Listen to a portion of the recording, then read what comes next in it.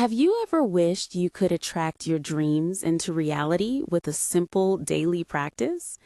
Today, we're diving deep into one of the most popular law of attraction techniques right now, the 369 method. This method might be the key you've been looking for. The 369 method is a simple manifestation technique based on the law of attraction.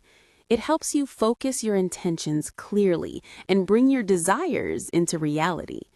This idea is inspired by the famous inventor Nikola Tesla, who believed the numbers 3, 6, and 9 held special universal power.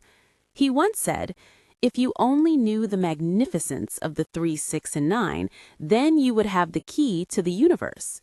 Today, those numbers are used as a powerful manifestation structure. First, get a pen and a notebook. Then pick one goal you truly want to manifest. Make sure you choose something realistic and practical. I am working as a software engineer. Write your goal in the present tense, as if it is already happening. While writing, visualize that experience in your mind. Feel the emotion and believe it. As soon as you wake up, write your affirmation 3 times in your journal. In the afternoon or around midday, take a moment to write that same affirmation 6 times. Stay focused and intentional. At night, before going to sleep, write your affirmation 9 times. Feel gratitude as you write.